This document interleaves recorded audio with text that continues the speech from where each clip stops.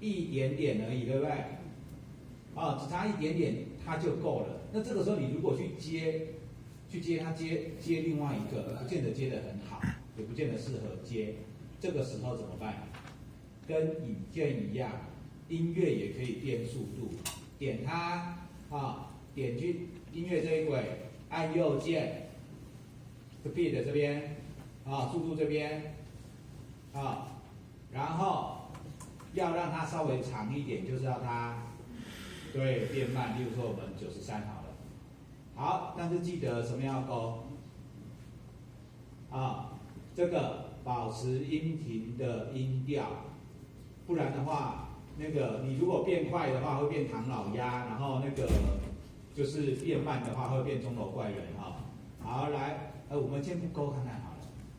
OK，这不是人声，不清楚，那我们还是把它勾起来。记得这个中间这个勾一定要勾。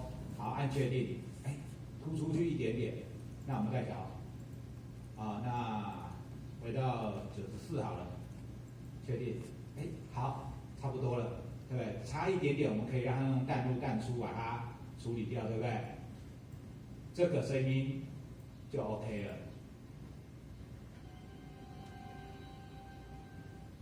了。啊，就这一个声音的处理，你差一点点的时候，不要再去接它了，啊。它假如多一点点，你也可以用速度快一点点，但是我的经验是10%以内可以动，超过10%的你就乖乖接吧。也就是你不管调快调慢，你调慢的话就是最多到90%，调快的话最多到110%，超过的你就用接的。然后现在我再给各位试一个那个声音的那个特效哦，基本上。我觉得没有很好用，因为这 Premiere 早期就对声音就很不在行，然后声音本身又很难处理，所以它才会出了那个完全针对它的软体去做处理。但是呢，小小的调整还是可以。我们听一下它原始这部影片它有的声音哦。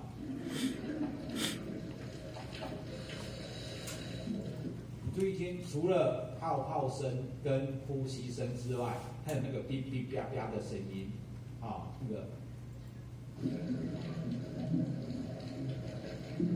有没有那个哔哔哔哔哔哔哔哔？好，那种爆音，那种杂音。好，你遇到你录的影片，一般来说，我们最常录到的是风声。那你在外面，然后有风吹，然后就那个，啊。要不然的话，有时候就是你的摄影机可能没设定好，你的那个音源的那个来源、讯号源的选项，那3个啊就选错了。有时候也会有那个喳喳喳喳，或者是像我们那个麦克风的这种喳，好，或者你从人家的音响出来，人家的音响就有问题，那你就也只能认命，对不对？好，这个时候会用到的音频效果。这边音频效果会用到的基本上很少，但是可以稍微调整一点点的。在看这个地方我们会用，基本上我会用的只有2个而已。第一个叫做消除齿音这个就是那个。那种声音那种声音怎么用呢？你把它拉过来放掉，跟那个视频的那个特效是一模一样的。然后点着它之后，回到这个效果控键最底下，有没有看到音频效果？这边就有一个消除齿音，有看到吗？左上角这个就是多出来的了，这刚刚没有了，我们拉过来之后，它就有了，就有这个消除齿音。那消除齿音这边，你可以按编辑，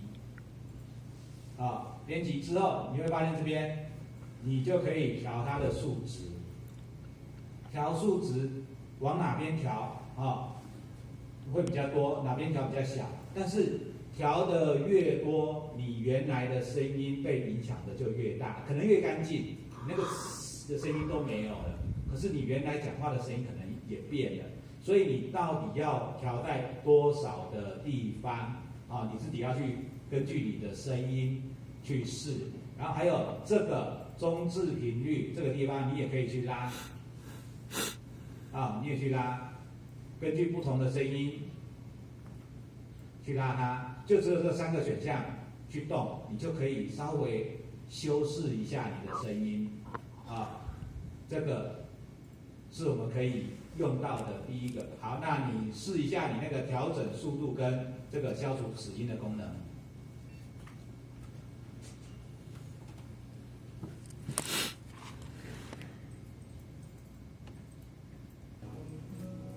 好，那我们就这样，对不对？档案，储存档案，要存在哪里？